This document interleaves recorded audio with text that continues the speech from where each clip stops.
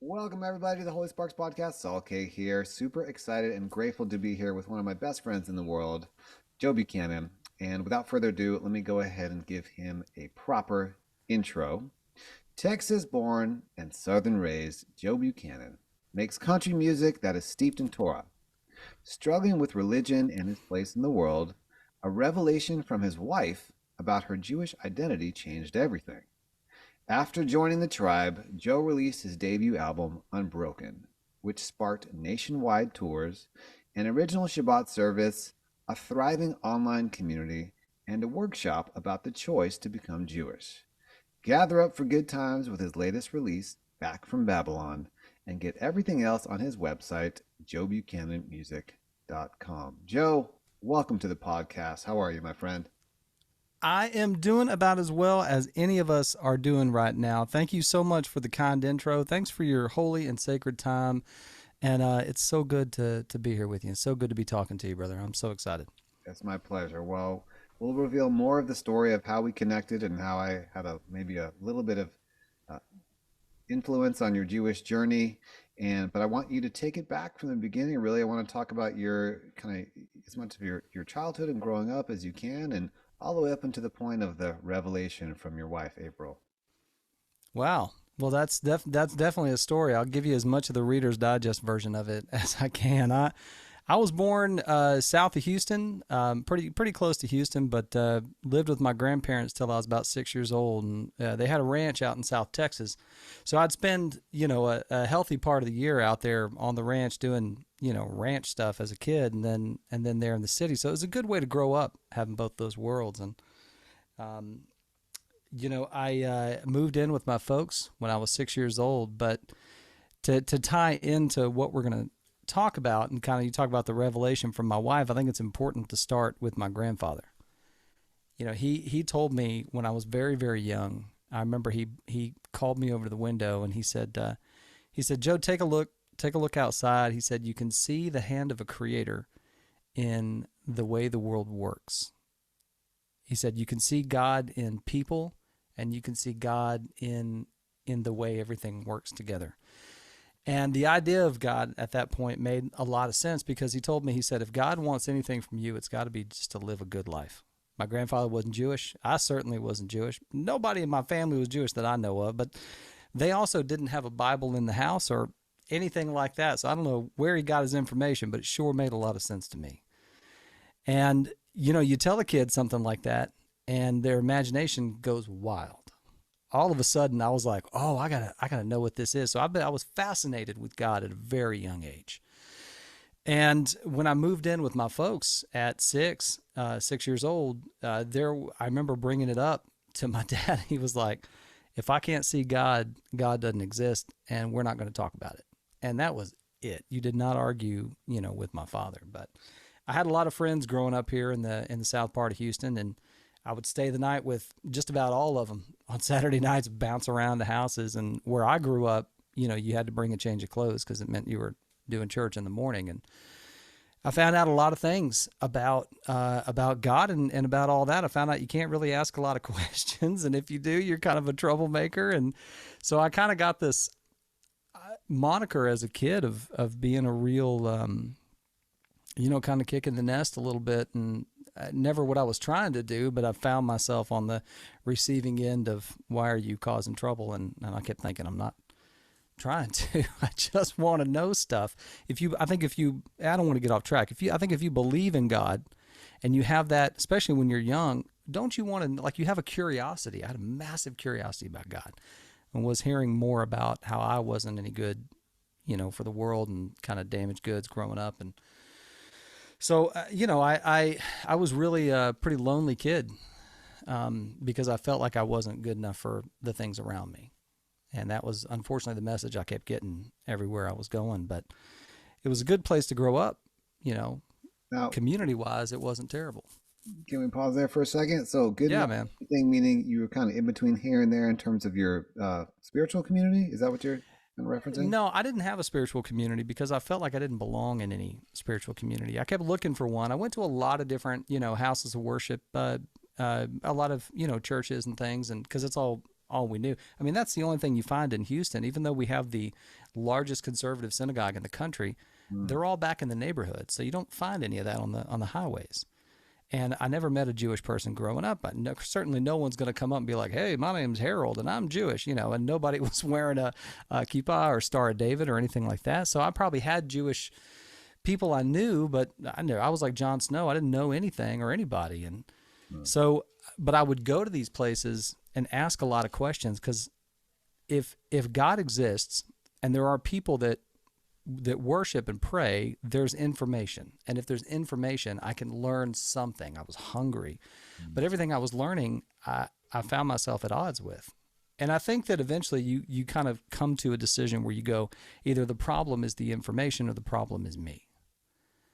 And, I always say like 50 million Elvis fans can't be wrong. And so I was like, it's got to be me. I got to be the issue. So that was kind of growing up, a lot of time in the country, a lot of time in town, and a lot of time seeking and struggling hard. Until I met my wife. April made the world accessible again. And she walked into the store I was working in. We sold it's always funny when I tell people this, and I'm in communities and you see like people go, all right, like there's always one person. We sold board games and Dungeons and Dragons.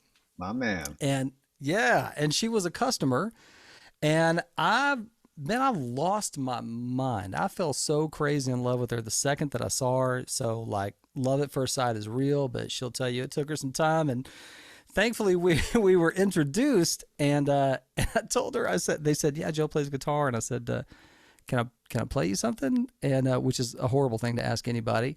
Like, what a terrible thing, right? It's like going, here's my giant book of poetry. Would you read this while I watch you read it?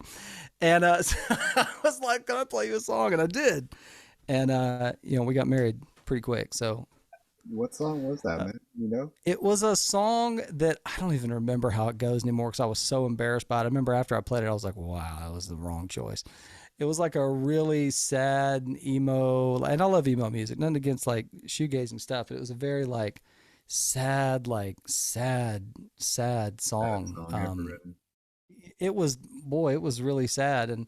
But we made a real connection there. Someday I'm gonna have to learn that song again so I can play it. It'll never be on an album. I love it.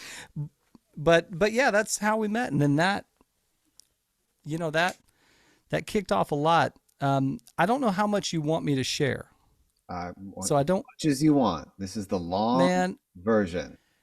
Yeah. All right. Well, listen, we're going for the long haul, the long trucker haul. Here's 6-hour story. Let's get it. So anywho, no, I told her once we got together and we were, hanging out and spending like nonstop time together. And then we got married, and I said, look, I want to know, when I was young, I had a craving for knowledge when it comes to God. How do you feel about all that stuff? Because we didn't talk about it. And she said, wait, whoa, pause. Hold up. Yeah. Hold the phone. Yeah. All right. Most people I know. I know where you're going, and I'm ready for it. Most people I know, but I don't know everyone.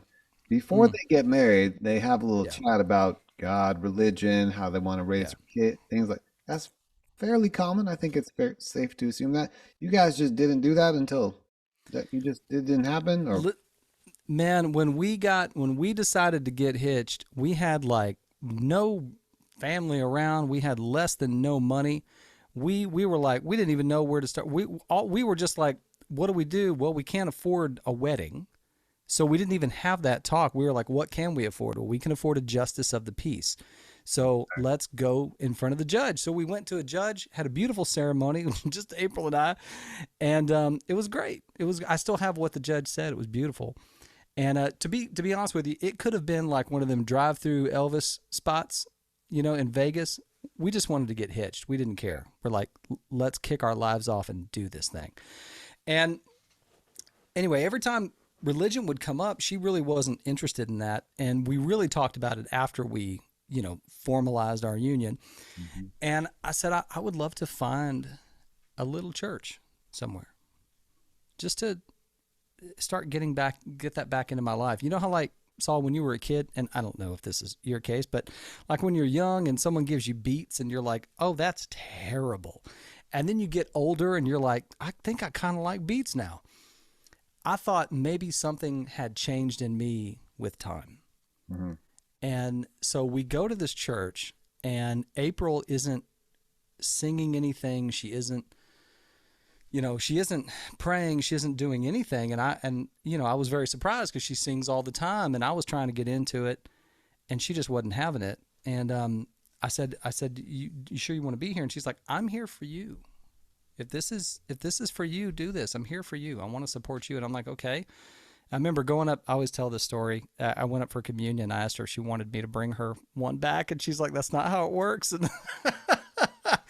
And eventually, I kept running into the same stuff. I was a big fan of God. I was not it made no sense to me, the things I was hearing when people were telling me what God thought of me and what my relationship was supposed to be with God. It didn't make sense. It didn't seem right, and I had so much conflict with it.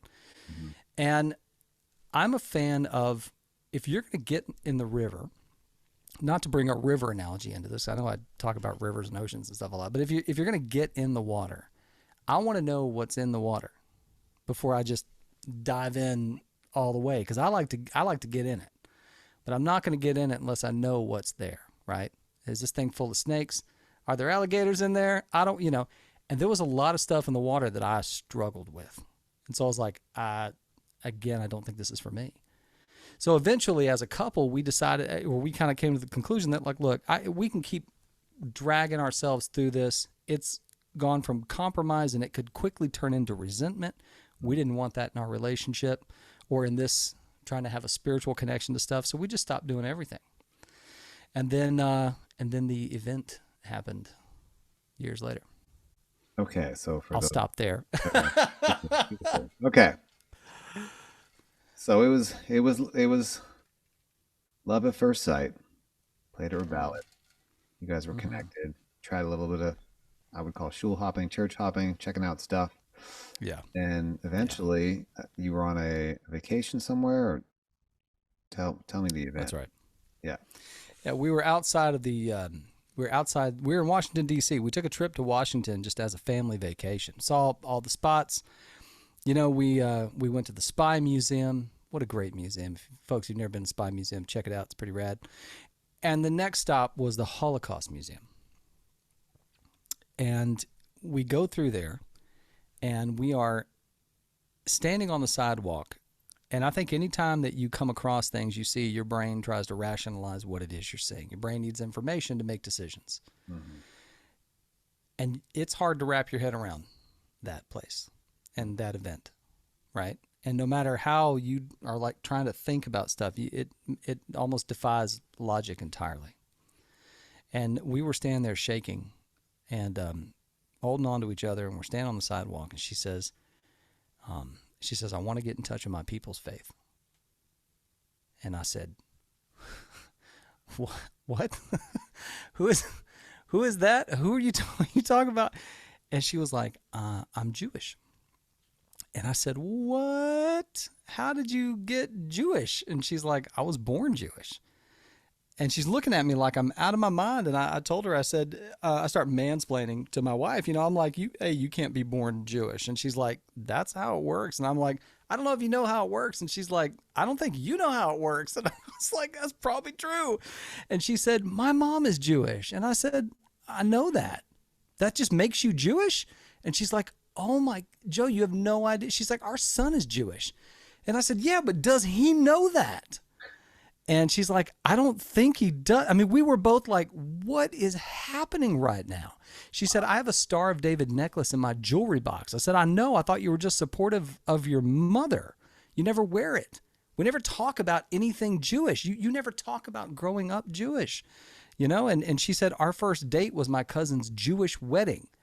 And all I could think was, yeah, the AC went out. It was an open bar. It's the best wedding I've ever been to. Like, I had no clue. I said, April, I don't know anything about this. I didn't even know. I had no idea that the practice of Judaism was even a thing. And you grew up in America. I grew up in America. I grew up in Houston, Texas, one of the largest cities in the country. Not only that, but Yeah. easily one of the most diverse cities in our great nation You, because we have NASA, the ship channel. We have people from every walk of life here in Houston, and they're everywhere. I had no clue mm, about any of it, and I thought I knew something. mm, I really did. I was so stunned. mm, I knew not. I told her, I said, the only thing I know is there's like something about pork. That is it. And how long into your relationship was this? How far in?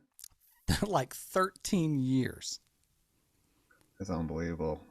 I've I heard that know. story so I've many had times. I people. know it's true. It's like mind blowing, literally. And how old was your son?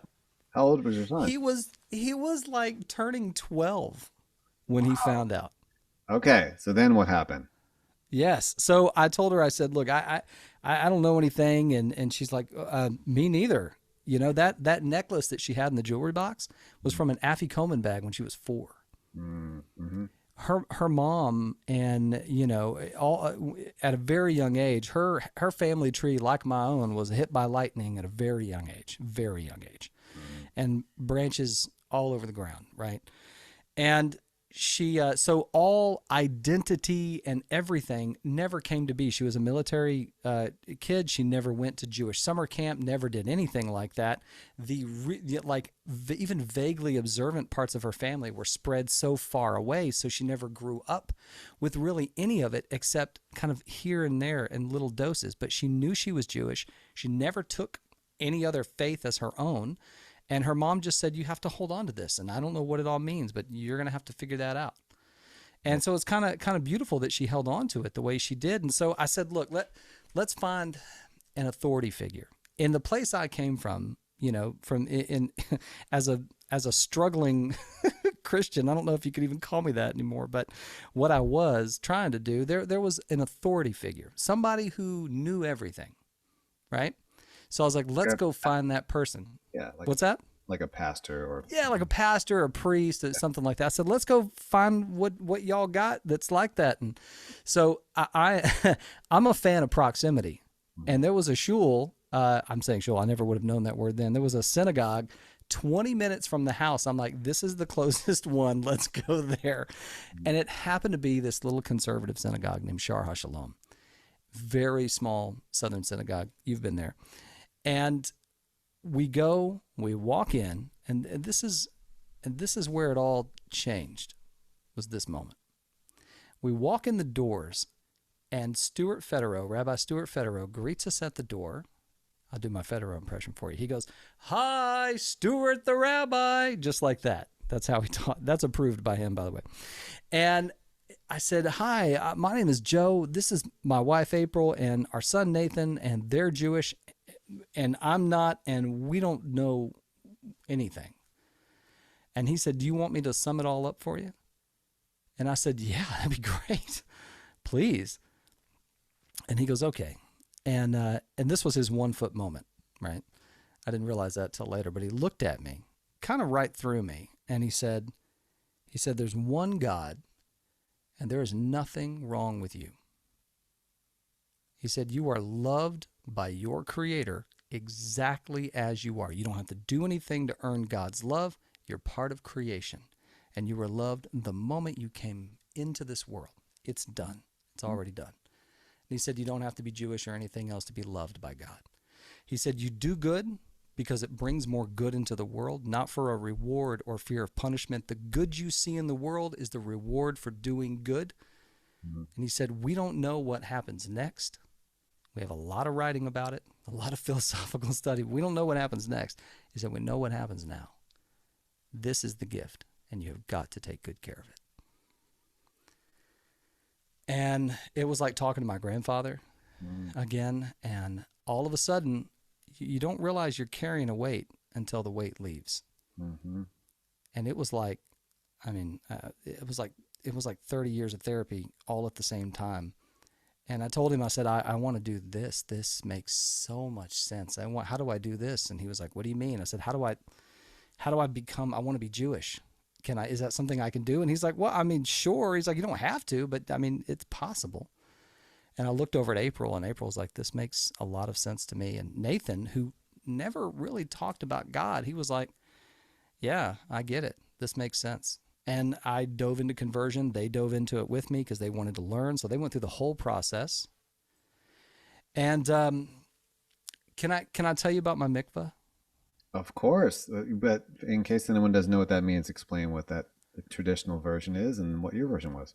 Right. The ritual cleansing, line of demarcation, one thing and then another. And often there's a big, mikveh, natural fed body of water, where people, take a ritual bath and come out, and it's, presided over, and there's blessings. And for people who are joining the tribe, it is the moment after their Beit Din, after they, are kind of in judgment with this panel, then we'll go have their mikveh as the final moment.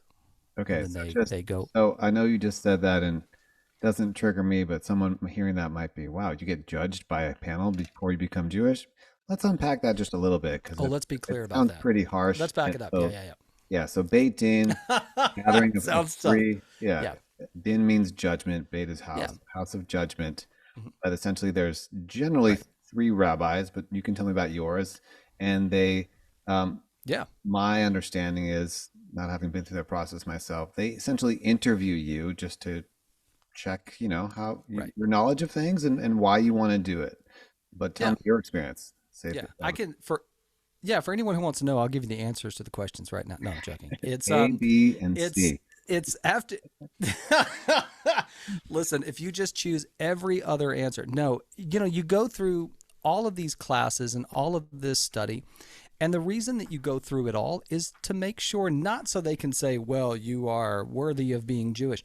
It's so that you can make sure that's what you want, and that you want to do this and you want to live this and you want to own this, because you have to own it. It's not about what the person next to you or down the road is doing. What are you doing?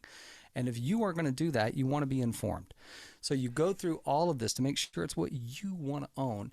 And then when you sit down with the Beit Din, and for me, it was my rabbi and a couple of members of the community who are like, there was a gabbai, and these are senior members who been in the community a long time, and they just ask you questions about your journey. For me, it was, what's your favorite holiday, or how do you feel about this, or why is this choice important to you? And it's not to keep you out of anything, or like it's not judgment, but it's, let's have a talk. This is a chance to, is this what you want?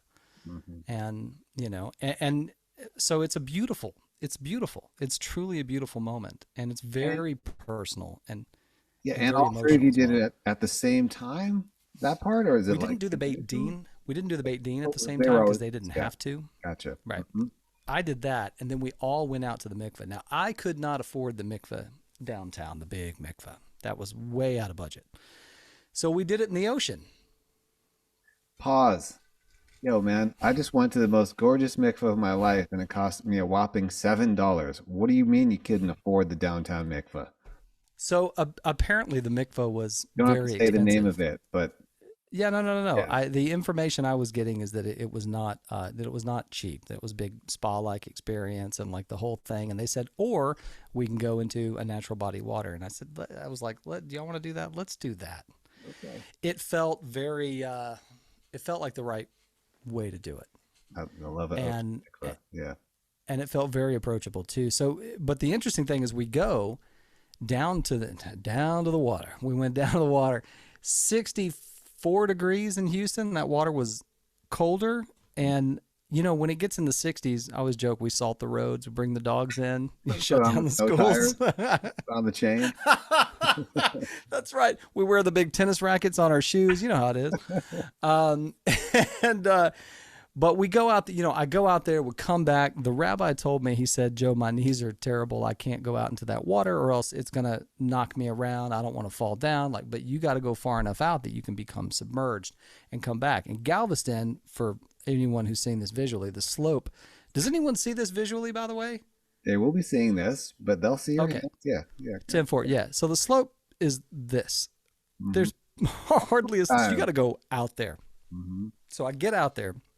I go down, I come up, I come all the way back, say the blessing, go down, come up, come back. Do the third time, I couldn't stay submerged. I would go down and I would grab hold of the sand and bloop, pop back up. And I was like, man. And I felt like, I just felt like as weird, this is going to sound weird, but this is not an uncommon feeling, I think, from people who join the tribe from such a strong need and a desire to be there. I felt like I messed something up Mm. really bad. And I went up and my rabbi was getting ready to recite, go through the blessings with me. And I got to do it again. And he goes, "You're good. You don't have to do it again." And I was like, "No, I have." And I turned around, and I went back out there. So I was like, "I got to do it again because I'm going to earn this, man. I spent my whole life getting here. We're not taking shortcuts." I Okay. get out there. You know what I'm saying? I go under, and again, I'm having a hard time. Most beautiful thing in the world. I didn't realize that April and Nathan had followed me out to the water, Oh, wow. and I felt their hands on my back, and they helped me. Mm.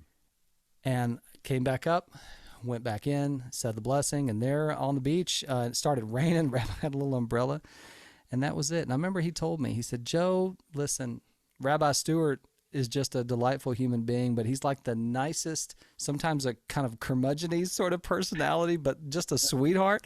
And Uh-huh. he goes, "Listen, Joe, when you do the mikvah, don't expect some magical feeling. Look, it's just you go from one thing to the other, but I want you to have realistic expectations." It was the most magical thing outside of my wedding and the birth of my son. It was like, I don't know. I was crying. He was crying. We were all crying, and we drove home as a Jewish family that day, Amazing. and have not looked back since. Beautiful. And when was that exactly? What year was that? Well, I'm celebrating 10 years now. Shh, amazing. So I'm 10 2013. years old. My beard came in real early, and I'm real tall for my Get age. you're ready for your B'nai Mitzvah, man. Um, I'm ready to do it. Beautiful. Okay, so that is a beautiful story, and I want to say this too. If you're watching this, because part of this little series we're doing, I have some what I call my righteous converts friend, people that have come into the tribe. If you want to talk to Joe, if that's something that you're considering, certainly the goal of the podcast is not to convert the world to Judaism, but if there are people Right. that are watching this that are curious, if you have reach out to Joe if you have any questions. I'm sure he'd be happy to talk to you about his experience and maybe he can offer some guidance and there may be other things that need to be said or explored, so definitely it's worth Can I say exploring. something about that? Of course. Everybody's journey is so different, and there are so many intersecting commonalities in these stories that I hear. But I do talk to a lot of people who are going through the process or have been through the process in some of the workshops that I do. I do one called Choosing to Be Chosen, where we open up a dialogue with an entire community about what it means to join the tribe, and people offer their stories, and it's really kind of an amazing moment. But yeah, I'm happy to talk to anybody about their journey for sure. Okay, got it. Now, from what I've heard from different rebbeim, when someone wants to choose to become Jewish, you're supposed to say no 3 times. This is the custom, right? Now that may or may not have happened to you, and there's a reason why. A, you want to make sure they really want to do it. B, they need to know that as soon as they convert, there's like several 100,000 people that instantly want to kill them. Okay, so we're going to get heavy here because this is at the time of the world that we are, right? That you just add up Mm-hmm. Hamas and Hezbollah and many other terrorist Right. organizations. Like that is actually a reality. Was Right. that ever? I'm just based on what you've told me. I'm guessing none of that was ever brought up in your whole process, or was that? And did you talk about anti-Semitism and what might happen? Oh yeah, no, we definitely talked a lot about anti-Semitism, and one of the things that Stewart does is he's a comparative religion scholar, so he also deals with how relationships with neighboring groups can turn anti-Semitic really quick, and why that can happen, and why that's there, and we talked about the three denials, and he himself. Is not a fan of it. He's like, I don't do that because it can share the wrong message. If people are interested, there's a year of study and we get really heavy into it and they have time to decide if that's what they want. He's like, he was always concerned that if I'm turning someone away, they may be so ashamed they never ask again. Yeah. And I will tell you, I had that experience. I'll tell you about this group that hired me one year. They reached out. I had no idea who this person was. We'd never met before, but he said, "Hey Joe, we want to book you for Sukkot. We want you to come down and play music throughout Sukkot for us." And I was going to be there. And I was like, beautiful. I would love to. It's great. And he said, we're not Jewish, but we've walked away from our Christian faith and we've been studying the Torah, and it's kind of really led us away from all that, but we haven't converted to Judaism yet. And they called themselves Noahides. Oh yeah, Noahide laws. Uh-huh. Yep. And they follow the Noahide laws. And there was it's like 7 or 8 of them. And so I went down there to Iowa, and we did Sukkot, and I saw their sukkah. I thought we'd spend more time in the sukkah. We really weren't in the sukkah that much, but we were in the basement of a bank, and because that's where they gathered at every day, Torah study, Hebrew lessons. I mean, and they could have told you, because they came from a culture that was like memorize everything. Uh-huh. They can tell you every passage and verse in the Torah, what page you find it on. I mean, to the number. Mhm. But they had never done a Shabbat service, had no idea what that was about. And I was like, oh, let's do it. So I did their first Shabbat service. They didn't know if it was okay for them to sing in Hebrew out loud or if that was offensive. So, I mean, it was an incredible week we spent together. But I did ask them, I said, if I can ask, you said you haven't converted to Judaism, and I'm not trying to push that. It's such a personal choice. But I'm curious if you've had any experience with thinking about that or where that's been. And he said, yeah, we actually approached a rabbi, and we went and we asked him, we said, hey, we're interested in going through a conversion process. And they said the rabbi told them, you're better off going back to what you did before, and this is not a place for you. Interesting. No. And so they said, because they came from a religious culture where there is the authority Uh-huh. that is directly linked to God, that you don't argue with. That's what they thought was going on with this rabbi. And they were like, that's the end of it. The rabbi said, no, never are we to ask again. We've offended the Jewish people. We'll do this on our own. And they were ashamed of even asking. And I was like, well, that is one opinion, but there are many, thankfully. Rabbis are people, are very learned people, but there's a lot of them. And, you should, if you want to explore this, you should explore it. Yeah, And that's fearlessly. definitely a fundamental difference.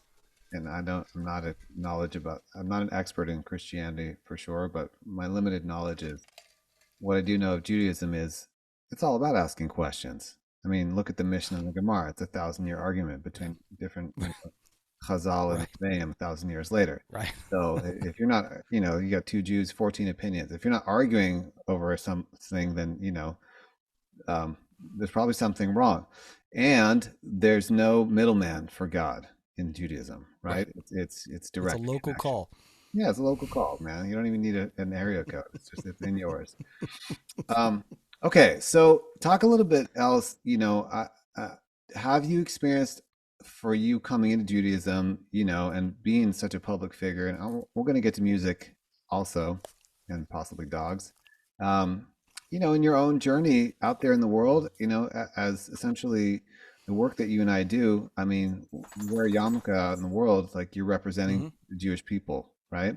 And certainly if Yep. you're out there like leading services, leading people in worship, you're representing Jewish people. So have you experienced in your experience like pushback, any anti-Semitism out there in the world, emails, whatever? Just curious, and how you've dealt with it. Thank you. Yeah, quite a bit. Quite a bit. I don't have a lot of people that will come directly up to me and say Okay. stuff. And on the one hand, I don't know why, but they will send me private notes, private messages. I will get, DMs that say some horrible stuff. I will have people that will post in conversations that I'm in, posts that I do. They'll comment on things, sometimes some terrible stuff. I block and report each of those as they come in. I don't respond to them. I have no patience for people that want to take that on, and I'm not going to sit here and feed those trolls. If Mhm. someone that comes up to me and approaches me in the world and wants to throw that stuff at me, we will definitely have a conversation depending on the nature of the comment and where it takes place at. I've had people say things that were that can be taken a certain way that I try to be careful with. I don't want to ever assume anything, and I try to approach stuff between you and I, between you and me and everybody else in the world. I try to approach stuff from, I don't want to assign malice to what is truly just misunderstanding. Uh-huh. And it is easy, I think, when you do encounter a lot of anti-Semitism to start seeing it everywhere. And so I try to be real careful not to be looking for it. But when I come across it, I don't ignore it. The Mm-hmm. first time I experienced something that really surprised me is I was in a store. I'd just gone through my conversion. And I say just, it's probably maybe a month later or something. But I had this kippah on that was kind of a Russian style. It was like round, beautiful. It was beautiful. I still have it. Mm-hmm. And I go in this gas station, I'm there for beer and M&Ms, and the guy behind the counter goes, "Well, listen, I mean, that's Tuesday lunch." No, I'm kidding. No, but I was there for beer and M&Ms. And the guy behind the counter goes, "I like your people." And I said, "Oh, thanks a bunch." And I had no clue what he's talking about. I kept shopping, and he goes, "I'm okay with your people." And I said, "That's great. Thank you so much." And I finally go to checkout, and he leans across the counter, and he's like, "I like your people." And I said, "Thanks, man. I listen. I like your people too. I'm all right with them." And I said, "Oh, hold on a minute. You mean this?" I said, "Yeah, I'm Jewish." His face changed, and he goes, "Oh," and just stared right through me, and it was a hot stare. And he What thought I what was he was was referring to? he thought I was a Muslim.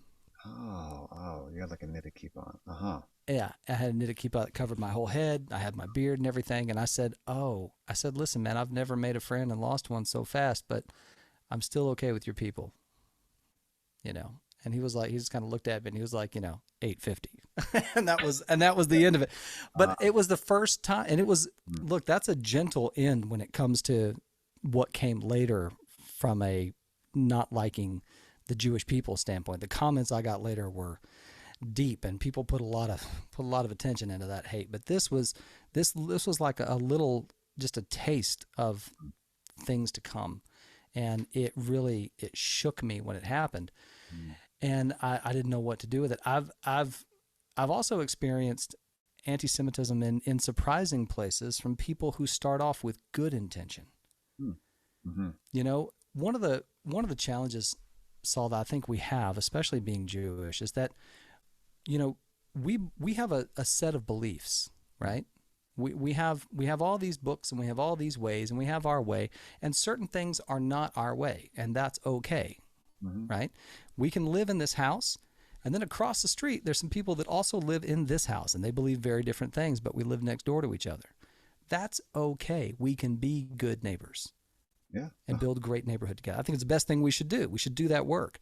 Yeah. But there are some folks that feel like you should be living in their house, right? And not in your house.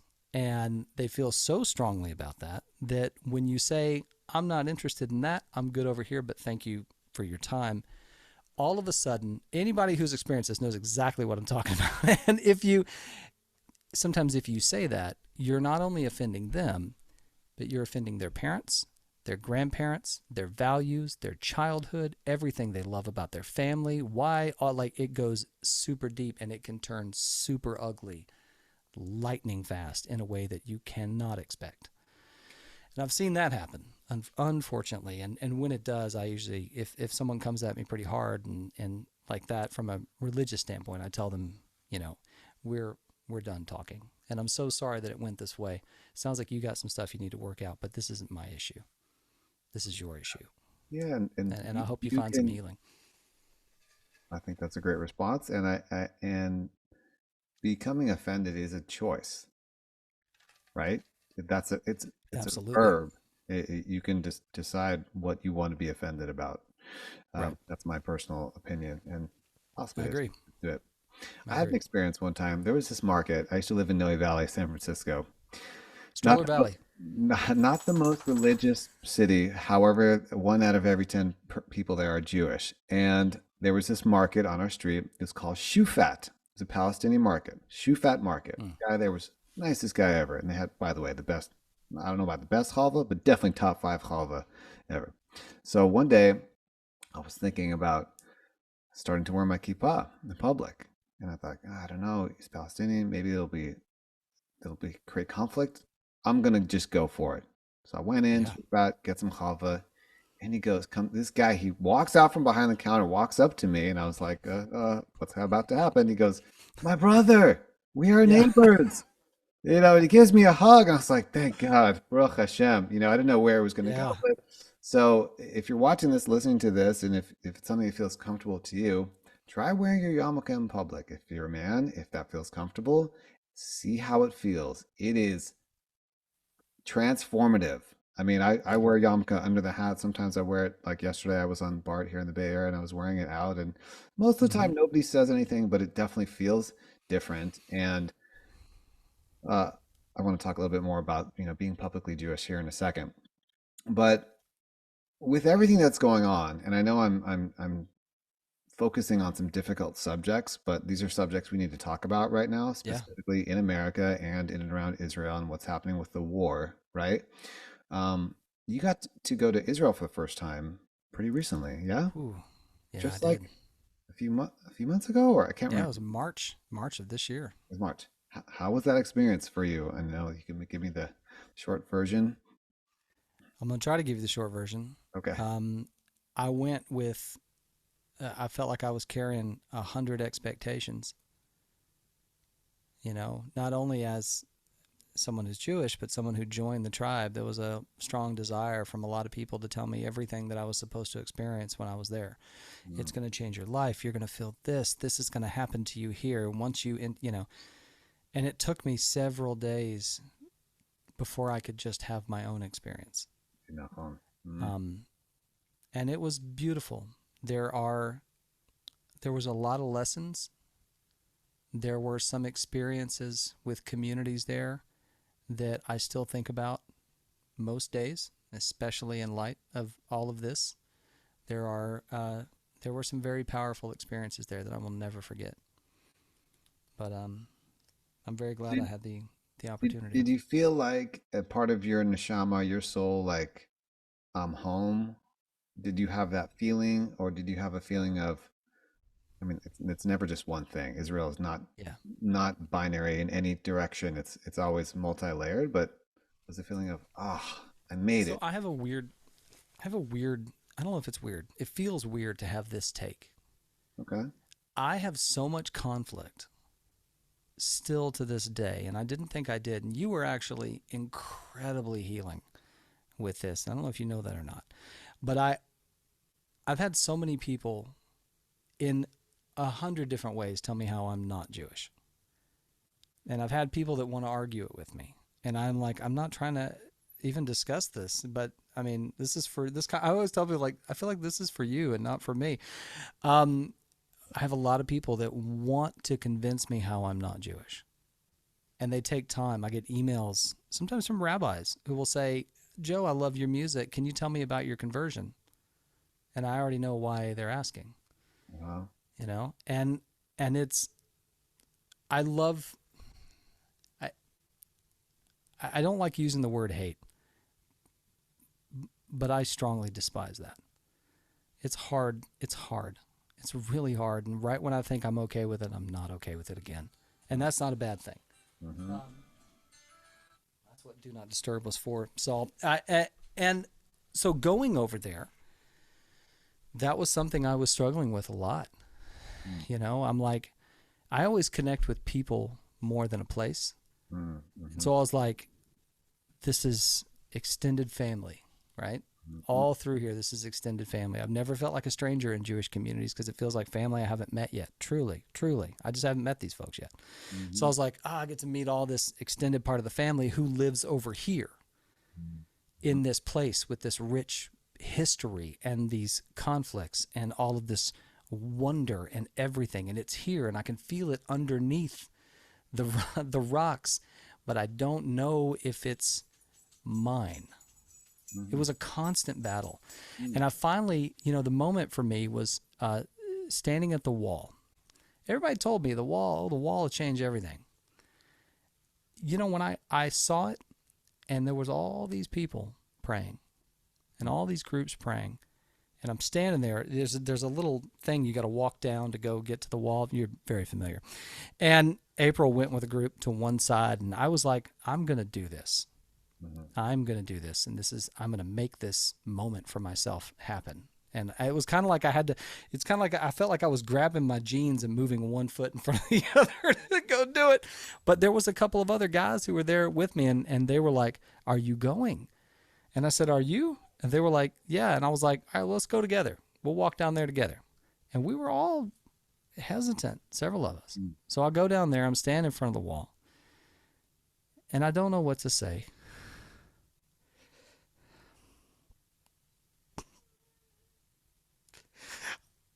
I don't know what I'm supposed to do. I'm sorry, man.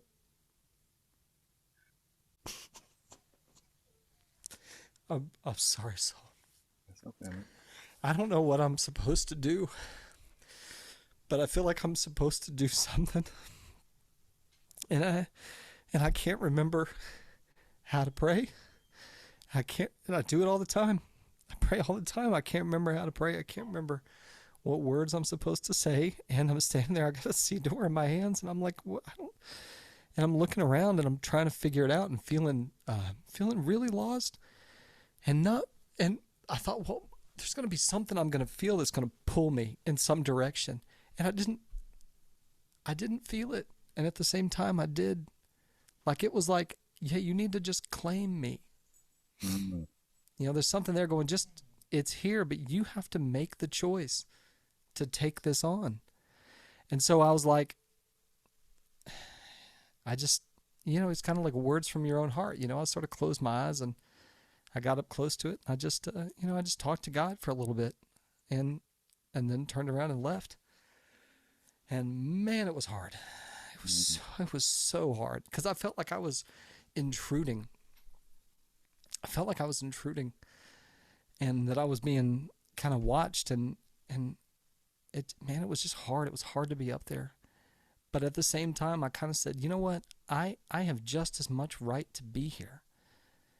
And it's okay that I'm here. And I need to be okay with that. And I need to accept that this is also mine. And that's it. And so I did that and walked back. And it was at that point that I was like, I am connected to this place because I'm choosing to be connected to it.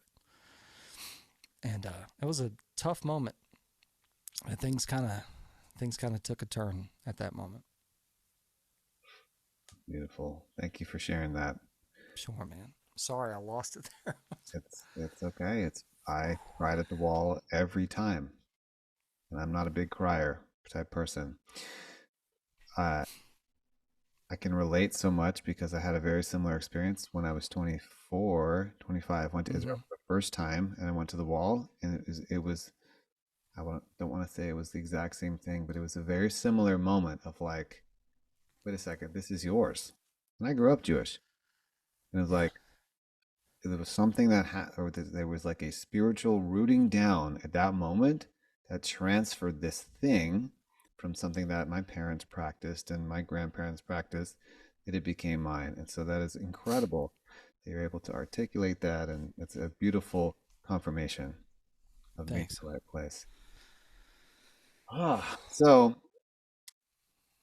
with all of that, and with what's happening in Israel right now, and across America, and in all college campuses all over, there's a lot. Okay, so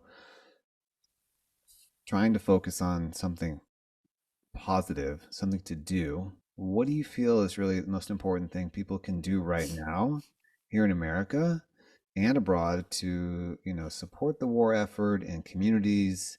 And what are some actions that you'd encourage people to focus on now? Two things. I would say number one, look at ways to support what is going on. Look at ways for victim funds, for direct, donation sites to help out folks in Israel. Like if you can help in that way, then help in that way. If you are a praying person, please absolutely pray. And if somebody tells you, oh, thoughts and prayers aren't enough, nonsense. Prayers are amazing because they guide our actions. They inspire us to action. If you're a praying person, then it's time to do that. Help out in any way that you can, however you can, and be openly Jewish. In the Via Hafta, Saul, I talk about this a lot, but when we say the Ve'ahavta, if you look at it, bind this on as a sign upon your arm and above your eyes, right?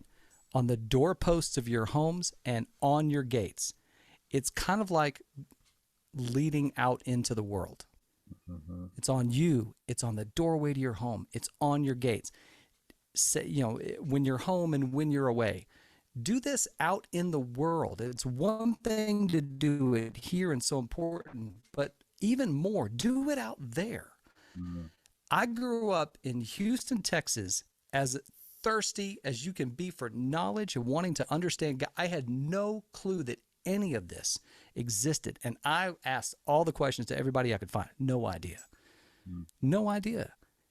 If you are Jewish and you want to do more, which I think we should be Jewish out in the world, just think about, how do I do that? What are some ways I can do that? And not everybody is comfortable doing that for very understandable reasons. I've met people who are like, I don't dare wear my kippah outside because of experiences I had when I was a kid. But I think that, and so I want to honor that and say, look, I understand if you've had those experiences, certainly that can be tough. But if you can, and if there is a way, think about how am I Jewish out in the world? When we Hagbah, right? When we hold up the Torah at the end of the Torah service, we don't lift it up with the back side of the parchment to everybody. We show everybody. I'm sorry, I'm getting really passionate about this. We show everybody in the room what's on that scroll, and what we don't do is we don't turn around and go, "Hey, everybody in here Jewish?" We don't do that. Hey, if you haven't been called to the Torah for this service, please exit the room. We don't do that. We hold up the scroll and we show everybody what's on it. That's what we do with our actions. If you want to teach the world what it is to be Jewish, be that part of the scroll that's held up out there in the world to show everybody what it means and what we're about. The world has no clue what it means to be Jewish. No clue. And it's not a rabbi's job to teach the world. It is our job to inform the world about who we are through our actions, kindness, good deeds. We're lifting up the scroll and showing the world. That's, I think, the most important thing that we can do right now, and strongly and with kindness and compassion, and show all those things that are of deep value to us, and show it out there in the world, and let it reflect, because we're Jewish, and that's what we should do, and we should display that. I always wear this Star of David. I've had this on every day since I joined the tribe 10 years ago. The guy who made it for me makes guitar picks for bands that are on tour to throw out. Mm-hmm. So his client roster is like Metallica, Korn, Rob Zombie, all these. And then he also had me on there for a while, which was hilarious. Mm-hmm. But he made me this, and it's just aluminum. But I've had this on every day since, like, the only thing that changes the chain because it keeps every once in a while breaking. But I always wear this because I want everybody I come in contact with to see this. And we don't have to talk about it, and you don't have to ask me questions about it if you don't want to, although I'm happy to chat with you about it. But everybody knows. Sometimes I put my kippah on too because I'm like, I really want to. Now I'm fully displaying. I am, just in case you missed this, you're not going to miss this. And yesterday, we were at a restaurant, my wife and I had my kippah on. And on the way out, this lady goes, "Excuse me, are you Jewish?" I said, "I am." And I had no idea what to expect because that's what happens, right? I went, yes, I am. And she goes, "Can we pray?" And I said, "Yeah, we absolutely can." And she was like, "I'm Jewish too, and this is my husband, and it was like her dad and like her kids." And I walked over there, and I thought we would just kind of sit down and have it come. No, she stood up. It was arms around right in the middle of this packed restaurant. And then people came over, and this one lady came over, and she was like, "Are y'all praying for Israel?" And she was like, "Yeah, and she's like, "I'm not Jewish, but can I join you?" And we're like, 100%. In the middle of this restaurant, had a prayer service in the middle of this restaurant, which some people may be like, that's not an appropriate place. Listen, I tell you what, sometimes you got to pray where it happens at, right? And man, it happened right there, and it was intense. It was really intense, and it was beautiful. What a beautiful story. That's my answer. That was a long way around the barn to get to the front door. All good. Pray where you are. Okay. Yeah. So we haven't even talked about your amazing music and what you're doing out there in the world. So for people that aren't familiar with what you're doing and kind of more importantly, your vision for where you're headed and what you do, just talk a little bit in general about being, a touring Jewish music artist, some different things that you offer so people have more of a sense of what they can Sure. experience of you. This will be the shortest story I tell. Yeah. Um, I started writing Jewish music to help me understand what I was going through. It did a lot of healing for me, and I thought maybe it'd do some good for others. You opened up huge doors for me and heard me and helped me out. And we got that first album out, and now we're 2 albums in, 2 more on the way. We can talk about that later. And I tour all over the country, and I play a lot of secular venues. I play a lot of Jewish communities as a full time artist in residence. And during this time too, spending time praying with folks and leading Torah study, concerts. I have an original Shabbat service I do called Friday Night Lights. Spend a lot of time doing this. I also believe that when it comes to writing music, I want to write music that I'm going to stand next to no matter where I am. So when I play venues that are not Jewish spaces, I play the same music and I talk about the same stuff. Mhm. And because I gotta, if I'm gonna make music, I gotta make music I'm proud of, and then I'll stand beside. And if I'm gonna do this, I'm willing to stand beside it no matter where I am. So I do the same music no matter what. We were actually at, funny story. We were at South by Southwest out there at a bar called Dozen Street Friday night. I've told the story I think to you before, but it was Friday night, and I went, "It's Friday night. That means it's Shabbos, Shabbos," and the whole bar goes Shabbos, packed with people. Eric Hunker was there, and we started just ripping and roaring, playing all kinds of stuff, and then we did this Shalom Aleichem because it was Friday night, and then afterwards at the bar, this guy goes, "Hey man, was that Hebrew?" I said, "Yeah, it was," and he goes, "Dude, I'm Jewish." And I was like, "You don't have to whisper that. That's great. It's good to meet you, you know." And And that used to but that's happen what I to me do. all the time. I mean, like almost every night, because I used to play bars, ski towns. I played Montana 30 Yeah. times, Arizona 35 times. I mean, literally, I remember one time, it's such a funny story. I was playing in Virginia City, Montana, literally in a barn with like peanut shells on the floor, and it I was love it. very rustic. I I mean, it love was it. like there was no cell service at all. And I'm Yeah, that's the I'm real playing some deal. song about Jeremiah, and there's this table sitting in front of me, and this, middle-aged lady comes up to me and she just kind of whispers in my, she's like, looks really like sheepishly, she goes, "Hey, I just want to let you know I'm Jewish." I'm like, "It's okay." But Yeah. what's beautiful about that is you're literally giving people permission to claim their heritage by being out there in public, and it's Yeah. a great gift, and I really want to honor you for doing that because I did that for Thanks, 15 man. years, and it's not easy because you get all kinds of stuff, but it's really a great act of what's called kiruv, which means bringing people close, right? So kol hakavod in your holy work, and Thank definitely you. reach out to Joe for bookings. He's amazing. Um, Let's do it. Last question. Yeah. Well, before I ask the last question, is there anything else that you have coming up that you wanted to talk about to promote, either a concert or an offering that you want to focus on real quick? Sure. I mean, on a personal standpoint, we are on the road full time again right now. I'm usually on tour about 3 weekends a month, and in different communities doing this artist in residence thing. But we've got a tour right now that we're doing called we're calling it Sunsets and Serenades through the rest of 2023. Thanks, I worked real hard on that name. And if you want, I If you no cannot. love for that name at all, I'm just like, yep. I worked so hard on that name, but we're in a lot of places doing a lot of stuff, and the website. If you go to the website, it's got a big blown up picture of all the dates and the places that we're going to be at. If I'm anywhere nearby, come on out. The services are free. The vast majority of the shows are free. I'd love to meet you. If we haven't had the chance to shake hands or knuckle up or elbows or whatever, let's do that. I would love to meet you. And other than that, you're talking about what to promote. I'll just repeat what I said earlier. There are ways to help what's going on over there, and there are outreach groups and all kinds of people doing really good work trying to help folks. And if you want to help out, they're out there and you can find it. Beautiful. Okay, final question. What does the Jewish world need now most and why? I think what the Jewish world needs now more than anything are people, more people, because they exist in droves. There's a lot of them, but it's never enough.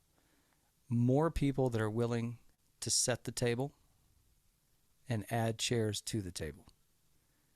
I believe if we're going to be a light unto the nations, right, and we're going to go do good work in the world with the world, not above the world, but with the world in partnership, we got to be willing to add chairs to the table, show people who we are, open up doors, invite people in, have conversations, and say, hey, we don't have to believe the same stuff, but we can be neighbors. And this is what we do, and we'd love to show you what that is. The more you understand people, the more you can get to know folks and build better relationships. And I think we need people who are willing to set the table and add chairs and open doors. I think that's so important right now.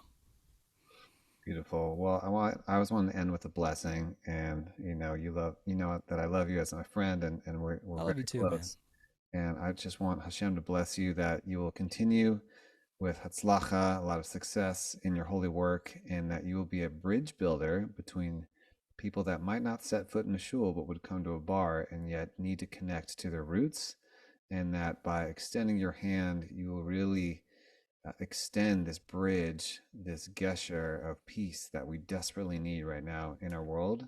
And that there is a saying from the Talmud that there are lights that shine from outside of the Torah coming through the Torah to illuminate new lights. And that really applies to people that come into Torah like yourself, and that through your unique perspective, you will really illuminate new understandings for those of us that grew up in this tradition, and for those of us that are coming to this tradition or encountering it in the world, and that you really have an amazing gift, and that Hashem should continue to bless you with great success, peace, and parnasa.